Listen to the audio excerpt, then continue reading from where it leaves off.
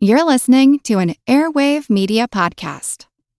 It's tax season, and at LifeLock, we know you're tired of numbers. But here's a big one you need to hear. Billions. That's the amount of money in refunds the IRS has flagged for possible identity fraud. Now here's another big number. 100 million. That's how many data points LifeLock monitors every second. If your identity is stolen, we'll fix it guaranteed. One last big number. Save up to 40% your first year. Visit LifeLock.com/podcast for the threats you can't control. Terms apply. LinkedIn is pretty great at a lot of things, like helping you tap into the latest trends and insights in your field. We cannot stop your coworker from tapping her pencil. LinkedIn can help you find new jobs that align with your career goals. We cannot help you find the source of that weird smell in the office fridge. Ew. And while we can't stop your coworkers from bringing their hobbies into the office, LinkedIn can help you bring your career to the next level. LinkedIn is the network that works for you. This episode is brought to you by our Patreon members. Thank you so much. You're the reason this podcast is still going. If everyone who listened to this podcast gave just $1 a month, we could both turn this podcast into a full-time job and be certain that we could keep it going throughout the pandemic and keep bringing you more episodes. It would be a win for everyone. If you're not a member and you're able to donate, go to patreon.com/ancienthistoryfangirl. Members get ad-free episodes, extra episodes about fascinating topics, and hilarious, mostly drunken conversations we've had with other podcasters and guests. Go to patreon.com/ancienthistoryfangirl and sign up today to join the fun. You might think you're tough, but I'm tougher.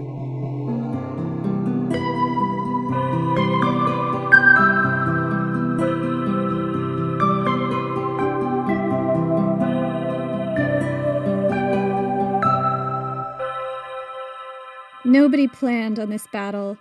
The Spartans on the lake shore were as surprised to see you as you were to see them, but in an instant they've snapped into the dreaded phalanx, pitiless and unstoppable, invulnerable. You stand with your shield held high and ready, waiting for the signal. The lake gleams between the cracks in your shield wall, and your heart roars in your ears, and you wait, every muscle tensed. Next to you, Telephus grins. He lives for this. Ready, hold.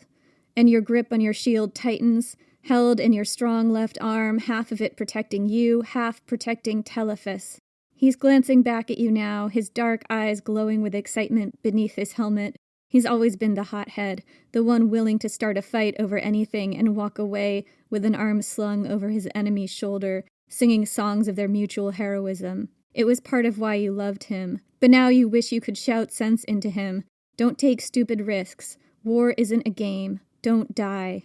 You join the band together, both of you at the top of your form, you for your cool level-headedness in battle, him for his fiery spirit. Oil and water, people always said. It was no wonder you fell into bed together. Telephus fell in love like falling in a pond, and out just as quickly until you. And you never loved at all until him. This isn't a phalanx your commander has fashioned, more like a spear, a projectile, bodies packed close together, shields held on the strong left arm so that half your shield protects your neighbor, half your other neighbor's shield protects you. If you don't hold that line, knowing half your shield won't protect you, having to trust the man next to you, then the entire formation will fail. It's only as strong as the weakest bond. In other armies, they put families together, kin groups, fathers and sons, brothers. Here, you all stand beside your lovers. You were handpicked for this, not just for your skill in battle, but for your love for Telephus and his for you. It's what will keep you holding that line. Telephus is trying to say something. You watch his mouth move. You can't hear him. Don't die, you shout into the noise, but he only smiles and shakes his head. That smile cuts right through you. Beyond, you hear the signal, the clear call of the trumpet splitting the air, and now you're running, your shield held up, half on you, half on him. Your muscles already burned, but you will hold that shield. You'll protect him until death. That is what you swore. 20 arm lengths, Telephus in the Cadmea, practicing his wrestling, the heat of the sun on his sweat-drenched skin, his triumphant grin when he pins you. 10 arm lengths, Telephus sliding beneath your cloak with you. For the very first time. Saw you watching me across the practice yard. If you don't want me here, I'll go. You want him there. You want. 2 arm lengths, Telephus on the day you were chosen, the strength of his arms around you, the ferocity of his pledge, hard by the grave of Iolaus, his hand in yours, I swear. You slam into the Spartan phalanx, and it's like colliding with a mountain. You feel the impact all the way down to your boots. An enemy sword slices through the gap in your shield. Telephus is unharmed. He's laughing. He lives for this. And now you are shoving, and the line trembles and breaks, and you're through, trampling bodies beneath your feet. They weren't supposed to break this easy. They weren't supposed to break at all. You turn, all of you in tight formation, and you're flanking them now, and the instant before the world dissolves into the flash of metal and the shouts of charging men and the clashing of swords, you catch his grin. Telephus, he's saying something, his words caught in this single fierce moment of time. He's saying, don't die. I'm Jenny Williamson. And I'm Jen McMenemy. And this is Ancient History Fangirl. In our last episode, we gave you the background information for how the Sacred Band of Thebes was formed. We gave you a crash course on ancient Greek city-states, the aftermath of the Peloponnesian War, and who the Thebans were and their place among the other emerging powers in the region. We also introduced you to the Spartans, the terrifying militaristic society that had re-engineered every aspect of their citizens' lives toward war.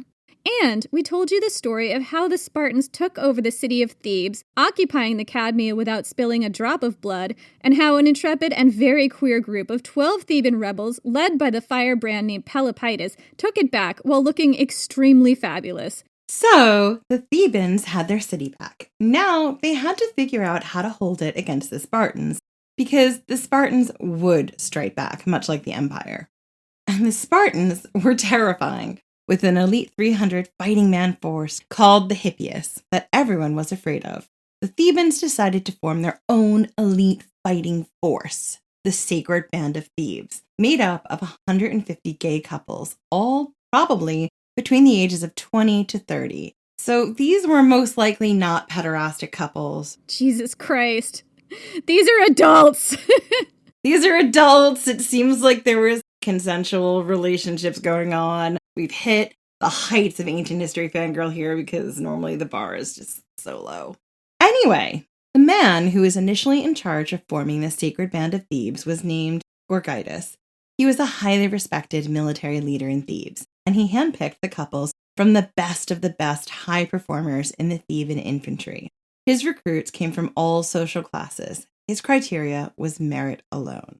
And love. Don't forget love. Oh, gotta have that love, kids. Polyaenus, a Greek author from the 100s AD, best known for his book on war strategy and whose name means many anuses. Just kidding, it means much praised. Praise anuses. I mean, let's be honest. Anuses do all the dirty work and don't get enough praise. That's all I'm going to say about that. Right, and that's why his name is Polyaenus. Anyway, so he tells us that the Sacred Band, quote, consisted of 300 men who were devoted to each other by mutual obligations of love. And such was the effect of the passion, which they had conceived for each other, that they scarcely ever turned to flight, but they either died for each other or bravely conquered. This is the most romantic thing I have ever heard, and I love it, and I just was dying to tell this story ever since I read about this ages ago. Plutarch says that the couples in the Sacred Band swore sacred vows to each other by the shrine of Iolaus, the lover of Heracles, and that was why it was called the Sacred Band. Because they were here for the long haul. This was like a religious experience to them. You know what? It just blends so many elements of things that I love. I'm a romance fan and an attempted romance writer and a nerd about the dynamics of this stuff, and it blends together love and war and battlefields and intensity and queerness, and I just love all of that, and it just pushes all my buttons. I love it. The Sacred Band of Thebes is just one of those bits of history, particularly military history, that I knew nothing about, and now that I know about it, I just drop it into every conversation. I'm like, let me tell you a story. So, what was it like to be in the Sacred Band? Information on that is a bit thin on the ground. The sources say that the Sacred Band was initially stationed inside the Cadmea, the citadel of Thebes, as a standing professional defense force against any Spartan attacks that might occur. Their upkeep was paid for by the Theban city. and they were sometimes called the city band. It's speculated that since their leader, Gorgidas, was a cavalry officer, the sacred band were also cavalry. Although this is also unclear, we do know that their training involved dancing and wrestling, probably naked. I love it. So for about a year, the sacred band hung out inside the Cadmea, dancing and wrestling and getting sweaty together and eating all that free city food and probably having a real decent time. But in the following year, in 378 BC, the Spartans assembled a military force to take revenge against the Thebans for taking back their city, which was already theirs, while looking really fabulous and definitely better than the other side. And doing it with just so much style. They had to convincingly pass as women to get inside the Cadmea. So the Spartan king, how are we going to say this name? It's Agelasaus. Agelius? Looks like a dinosaur name. Agelasaus. Agelasaus. Okay, so we're going to say this name a lot. The Spartan king Agelasaus II personally led a band of 20,000 Spartan troops into the Theban countryside, intending to wreak havoc on the countryside and starve the city into submission. But Athens, the new Theban ally, had sent one of their valuable assets to Thebes, an Athenian mercenary general named Chabrias, who was very good at what he did. Under Chabrias and Gorgidas, the leader of the secret band, the Thebans built a barrier across the Theban countryside to stop the Spartan invaders. It was nothing fancy, just a pile of brushwood and sharpened stakes, 10 miles long, stretched across Theban farmland. But for its time, this was an extremely ambitious fortification, possibly the largest ever built in Greece at the time. The sacred band, along with the rest of the Theban army, was stationed along this wall. The stockade did stop the Spartan army, but not for long. This is the Spartans, come on! After some feints and maneuverings, the Spartans overwhelmed the barrier and poured into the Theban countryside, burning and ravaging at will. The Theban forces weren't strong enough to take them on head-on, so they retreated to the nearby hills, where they resorted to guerrilla warfare, attacking and slaughtering Spartan raiding parties. It became annoying enough that the Spartan king, Agelasaus, decided to root them out of their hills. Can't we just call him Agelicious? Well, I mean, he was a silver fox by this point. I believe that Agelasaus was like in his 60s or maybe even 70s while a lot of these events were occurring, so I would say...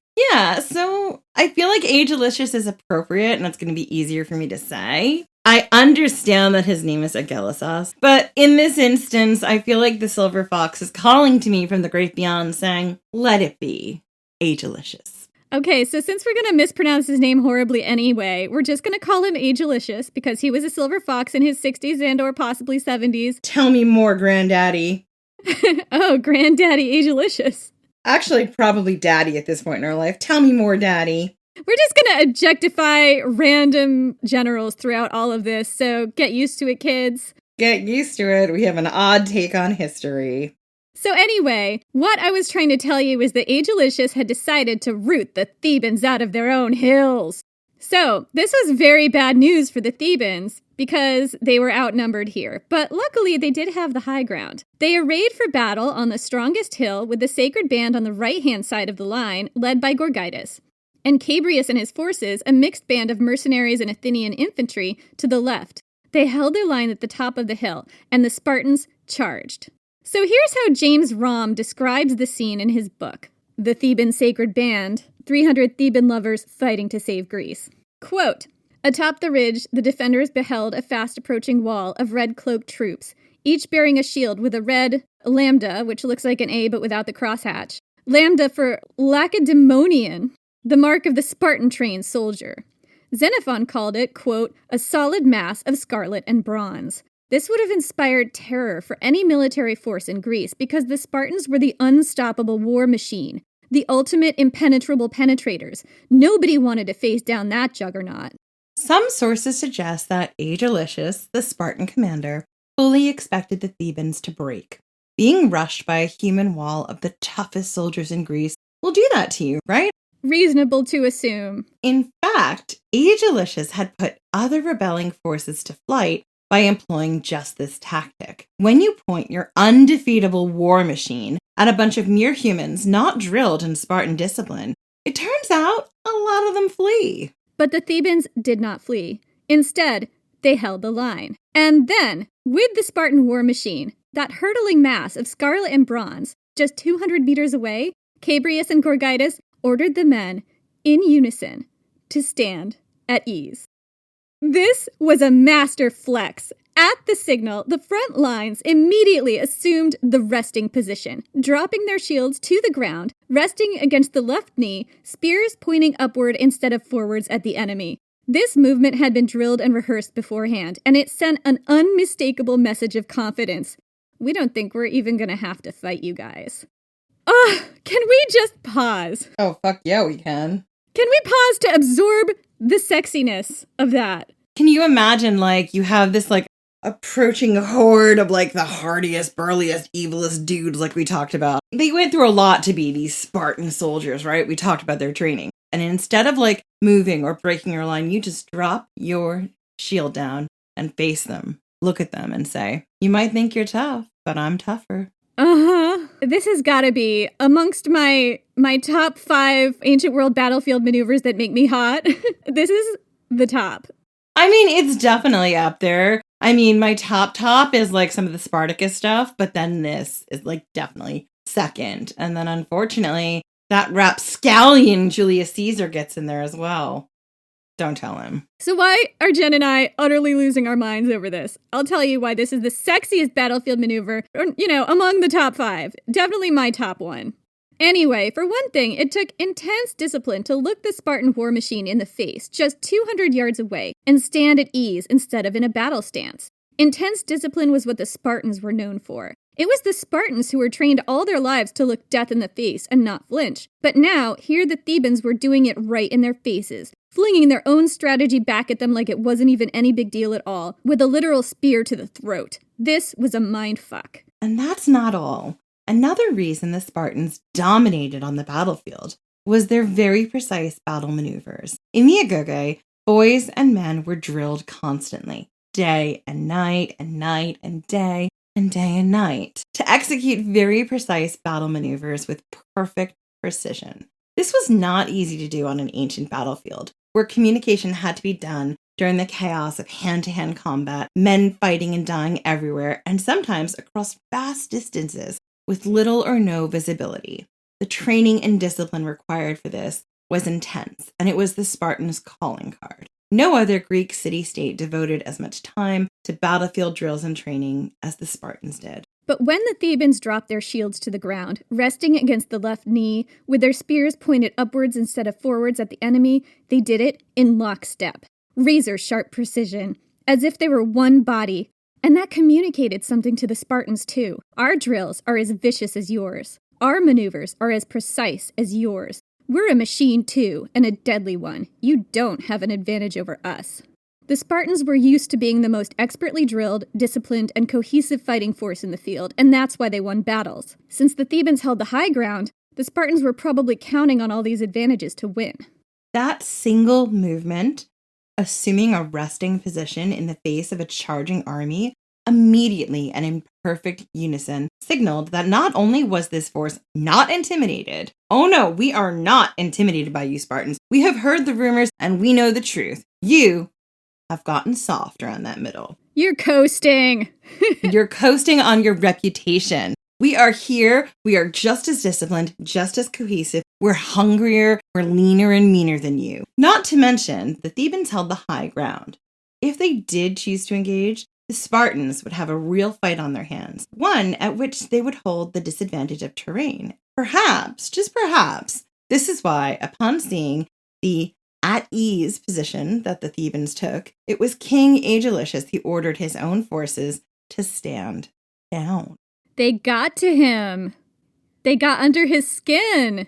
They did something he didn't expect, and that's another reason that the Theban Sacred Band won their battles is creativity. They did things differently. And the Spartans had to do everything the same all the time. That's how they maintained that rigid lockstep. The only way to do that would be to always do, to have a small repertoire of things that you always do. The Thebans had a different playbook.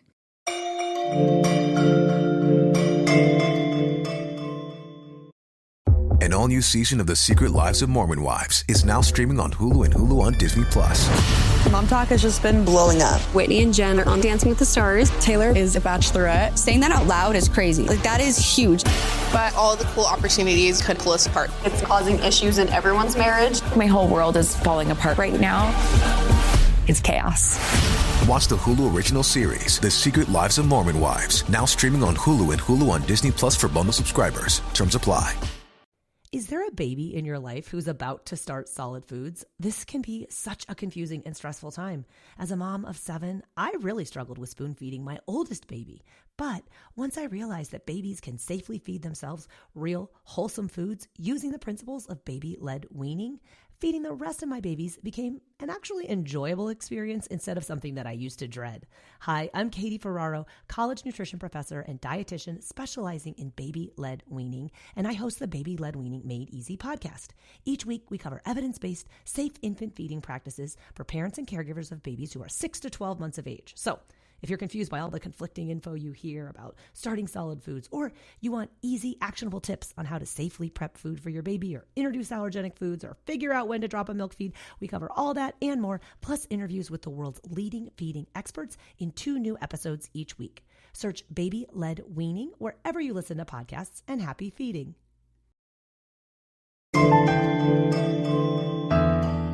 So, it was a startling victory. This was a battle the Spartans did not expect to lose, but it didn't mean that the Thebans just automatically got their city-state back.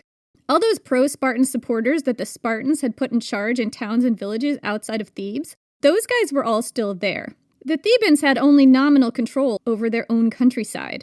The Spartan general Agelicius retreated, but he left his army in the field in the hands of a general named Phebidas. Phebidas was the guy who'd originally orchestrated the bloodless takeover of the Cadmea. This was like 4 years ago by this point. He began leading highly destructive raids in the surrounding countryside. Gorgidas, the commander in charge of the Sacred Band of Thebes, took over the effort to defend their countryside against the Spartan raids.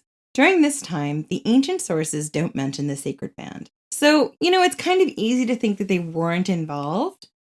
But actually, it makes sense that the ancient sources wouldn't single them out. The Sacred Band wasn't just fighting alone. It was fighting as part of the normal Theban army. Gorgidas tended to put them in the front lines, but not as their own unit. Instead, he scattered them among the regular infantry, or maybe cavalry. We can make an informed conjecture that the Sacred Band was in this force because their commander Gorgidas was leading it. The broad plains of Boeotia were known as the dancing floor of Ares. Gorgidas knew that his army wasn't big enough to meet the larger Spartan force out in the open on those plains. So they retreated to the hills once again, where they led lightning guerrilla attacks against... Okay, just kidding, assholes. Gorgidas decided to meet the Spartans out on the dancing floor of Ares anyway. The 2 armies clashed in battle. The Spartans attacked. This time, the Thebans retreated, and Phebidas and his Spartans pursued. Few things got a Spartan's blood going like an enemy running away. An enemy they could run down and stab in the back. They loved that shit. The Spartan army got all excited and rushed after the Thebans with absolutely no chill whatsoever. But the Thebans kept just out of their reach. And suddenly, when the time and terrain were right, the Thebans turned round and charged, crashing right into that Spartan war machine. Fierce hand-to-hand fighting ensued. Phebidas was cut down by the cavalry, probably, we think, by the Sacred Band. And then the Sacred Band and the rest of the Theban army chased the Spartans all the way to Thebes. This was a huge defeat for the Spartans. Agelicius took over again and tried to invade Thebes a second time, but he didn't get very far. The war stretched out for a year, then 2 years, and his soldiers started to get restive and frustrated. His allies complained about having to fight Spartan wars while their crops rotted in the fields. Meanwhile, the Thebans picked off cities formerly controlled by Sparta, until the Spartans stopped being able to support their armies in the field. After his second attempted invasion, Agelicius was bedridden by a leg injury that occurred while he was climbing a hill. It's kind of lame. He was bedridden for like over a year because he tripped while he was walking up a hill. Depending on the way he broke it and the way it was healing, you might have had to have it re-broken so it would heal right. I mean, pretty difficult to be alive then. Well, yeah, I mean, of course, this could happen to any one of us. I might well someday break my leg climbing a hill. But I'm not a Spartan war commander. You kind of expect those guys to get injured in a more dramatic fashion, is all I'm saying. Not out taking a hike with their grandkid. Exactly. But he wasn't taking a hike with his grandkids because he's a Spartan. They don't talk to their kids that way, remember? Their kids have to go to, like, the agoge to be ritualistically abused until they're of age to produce more children. Oh, they don't consider the fetus viable until it's graduated the agoge at the age of 30. I mean, that's very clear. But the Spartans couldn't let this thing die. This thing where the Thebans were trying to kick them out of their own countryside. They were supposed to be the undisputed rulers of all of Greece, the most militaristic, the scariest, the ones with the unstoppable war machine, the ultimate impenetrable penetrators. They had the biggest dicks, and if they couldn't just swing them around and get what they wanted, then what was all of this for? What? Right. If they couldn't put down a clearly inferior ally turned enemy, then nobody would fear them, and that was bad. So Agelicious was still bedridden after that hike, and his job was taken over by his co-king, Cleombrotus. The Spartans always had two kings. It was a thing with them. Cleombrotus was younger, less experienced, less eager for battle, and less personally incensed by the general existence of the Thebans. So the war effort stalled a bit while Agelicious fumed in his bed.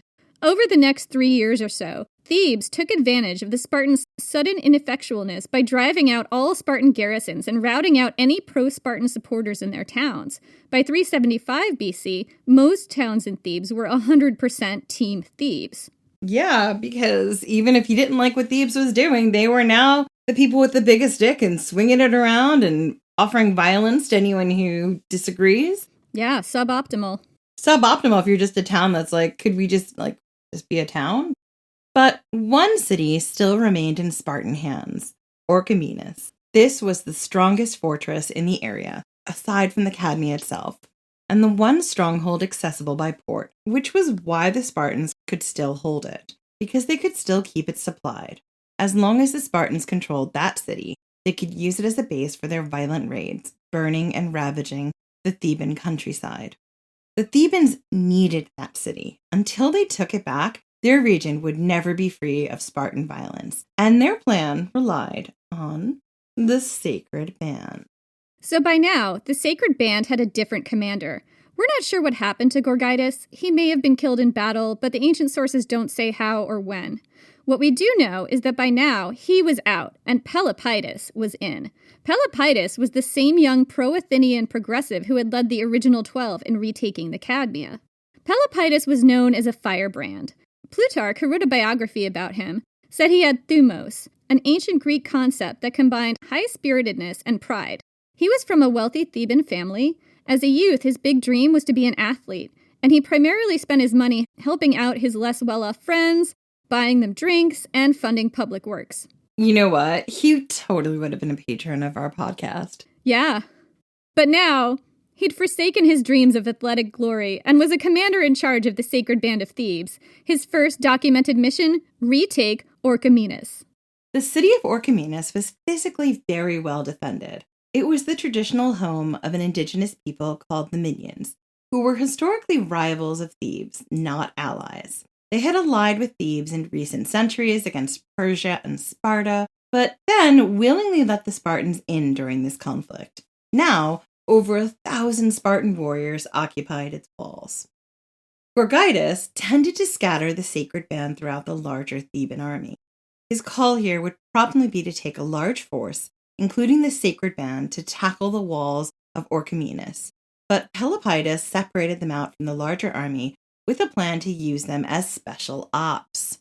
Knowing a full-on assault was unlikely to succeed, he carefully watched troop deployments and positions until his spies told him that the Spartan garrison had left to go raiding. Pelopidas and the Sacred Band rushed north, hoping to reoccupy the city before the Spartans got back. But his intelligence failed to mention that while one Spartan garrison went out raiding, a new one had come in by sea to replenish the guard. So Pelopidas arrived to find the city fully manned. He had no choice but to pull back. The retreat route took them northeast, along a lake called Lake Copius. But Pelopidas had only made it a little ways along the lakeshore before they ran into that Spartan garrison that was out raiding. They outnumbered the Sacred Band 2-1. It's said that upon seeing the Spartans, one of the Thebans freaked out and cried that they had fallen into the hands of the enemy, to which Pelopidas calmly replied, Why not say they have fallen into our hands? He did these little reversals a lot. This was kind of like a thing he did. He was famous for these. So, like, is time fleeting or are you fleeting? Are you working hard or are you hardly working? Are you taking the dog for a walk or is the dog taking you for a walk? Pelopidas invented that one about hardly working. Absolutely. Actually, no, as far as I know, he didn't, but he really could have. He could have. That was very much like his sense of knowledge that he was imparting on you. It was his sense of humor, too. It's just like, oh God, Pelopidas, again. Like, again, with these Pelopidas jokes, they're not quite dad jokes, but they kind of are. They're total Pelopidas jokes. So anyway, the Spartans were probably as surprised to see the sacred band as the other way around. But their lifetime of brutal training and discipline served them well here. Immediately, they formed into a phalanx, a close formation of men standing shoulder to shoulder in a rectangular formation, holding their shields in a wall, and started to advance, with their two leaders on the front lines to the right and the left. This was a classic Spartan move. Military historians debate on how the phalanx actually worked. Some people believe that the phalanx was kind of a defensive move. The men stood shoulder to shoulder in a line that would not break, and instead of hand-to-hand combat, because it's hard to stab an enemy from behind an unbroken shield wall, like we can all agree on that, they simply advanced relatively slowly on the enemy to get their line to break. Thus, the battle would devolve into a kind of slow-motion shoving match, with casualties happening by being crushed and trampled. So kind of like, a human tank formation, right? Others dispute this. For one, battles involving phalanxes aren't depicted that way in the art of the time. But what Pelopidas did was ingenious. He answered the Spartan phalanx with a formation of his own, one that was equally dense, but significantly more aggressive. At his signal, his forces formed up into a dense formation shaped not like a triangle, but the point of a spear. And then he hurled that spear at the Spartan phalanx in a headlong charge. It was like a supercharged anti-phalanx, a phalanx buster, if you will. The sacred band crashed into the Spartan phalanx. It's so much thrusting and shoving and smacking and throbbing and punishing. Where's the Morgan when you need her? Where's Bendis when you're like, or Codas? Come on, girls, come on down. I know, right? It would be so much fun if this battle just devolved into an orgy right here, but it did not. It did not, because neither Bendis nor Codas were there. So, the sacred band crashed into the Spartan phalanx, cutting down their leaders in the first few minutes of battle. Startled by this aggressive move and the sudden deaths of their leaders, the Spartans fell into disarray, and the sacred band passed right through them, and then turned around and flanked them. Now, without leaders, the Spartans broke and ran. Pelopidas did not let his band chase them. No, he kept his cool. That would be risking being lured into bad fighting ground or an ambush.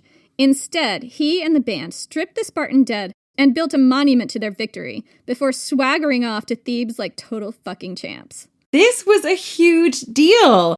The great Spartan army, the impenetrable penetrators, they'd been forced to flee the battlefield, and we can't express how big a deal this was.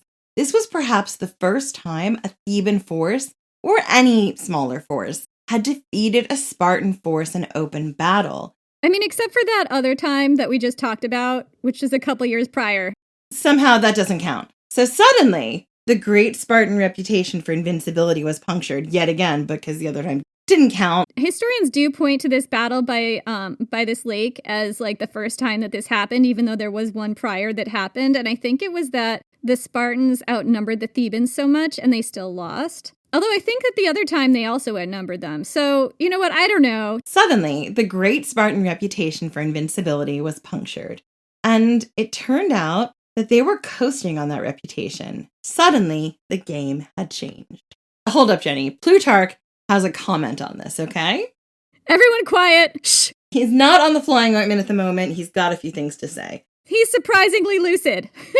Quote, "For in all the great wars there have ever been against Greeks or barbarians, the Spartans were never before beaten by a smaller company than their own, nor indeed in a set battle, when their number was equal.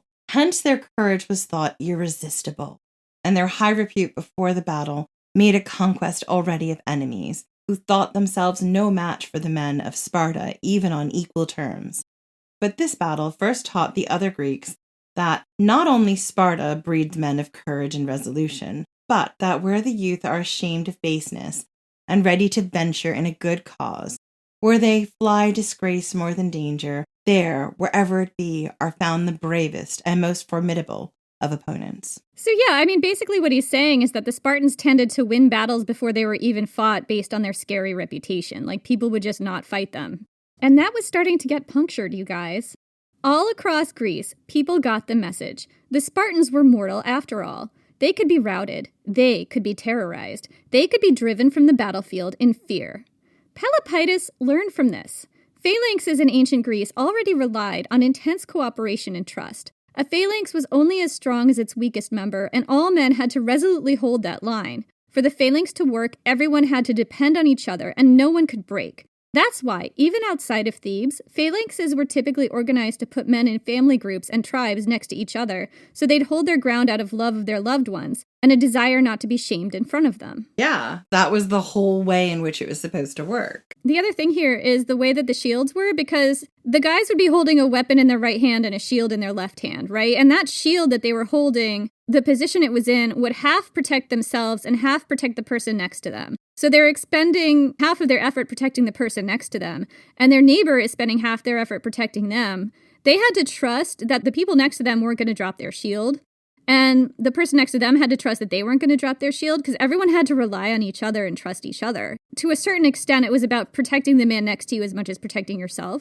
So you really had to give a shit about the man next to you. You did, and what I find really interesting from a left-handed perspective is, like, my better arm would be my shield arm. So, like, in a phalanx or something like that, it would be quite tricky for me. I've got the spear or whatever in my wrong hand. Right, but defensively you're quite strong because that's your stronger side. But offensively I'm quite weak. Right, but, you know, historians dispute how the phalanx even functioned. Was it defensive or offensive? Stabbing people through that shield wall is kind of hard to begin with. So is the point just to shove your enemy aside so that you can break their wall? In which case, I got my good shoving arm ready.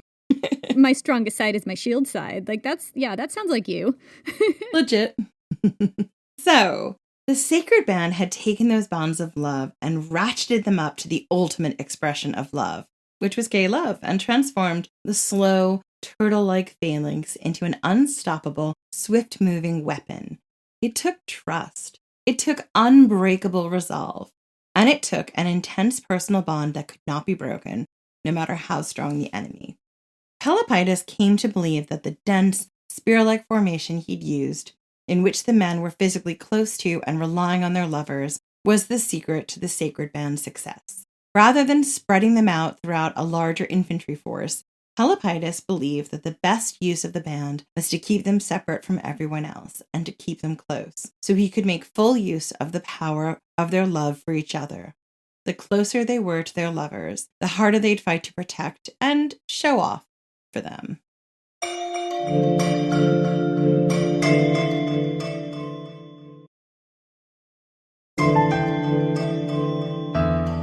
Soon after this battle in 375 BC, the Athenians, Thebes' new best friends, tried to end the ongoing wars by negotiating a treaty among all the Greek city-states called the Common Peace, which the Athenians themselves immediately broke, immediately afterwards. They immediately broke their own rules when they fell to fighting with Sparta over territory on the island of Corfu.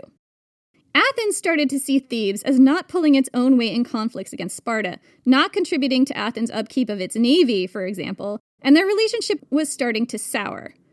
But Thebes had good reasons. First off, the Thebans were not sailors. Only one of their cities, Orchomenus, even had a seaport, and that was still controlled by Sparta. I mean, look, know your friend's strengths, right? Why are the Athenians expecting the Thebans to have anything to do with their navy? Like, these are not sea people. They're so not sea people. They wouldn't know a trireme from their elbow. They wouldn't know a trireme from a dinghy, okay? The Thebans had their hands full. The Spartans were still causing trouble in Boeotia, despite their humiliations at the hands of the sacred band. Oh, and also, Thebes wanted to get its league back. So here's where we have to pause and talk about leagues. In the wake of the Greco-Persian Wars, which lasted about 50 years, from 499 to 449 BC, the larger city-states all formed leagues to defend themselves against the Persians. and held on to them to defend themselves against each other. Well, as soon as somebody forms a league, you have to form your own league because otherwise they're going to just take you over. Exactly. Each league was led by a major superpower city-state and was comprised of many different city-states. Athens had the Delian League, which was formed by the Athenian statesman Pericles, the partner of Aspasia, that badass courtesan. Sparta had the Peloponnesian League, which included Corinth, that great party city of the ancient world. And Thebes, they'd had a league too. It was called the Boeotian League. According to James Romm, the Thebans were the first to do this, and they did it specifically because they were one of the lesser of the great city-states. It was a self-defense move. And when they got all these smaller city-states in the region of Boeotia together, it was an innovative move. Nobody else in the region had thought of this. Romm calls the Boeotian League, quote, the first federal state on European soil, an ethnically based superstate that transcended the bounds of the polis. The polis was like the city. The Boeotian League was ethnically based, as Romm puts it, meaning the city-state members were also all Boeotian.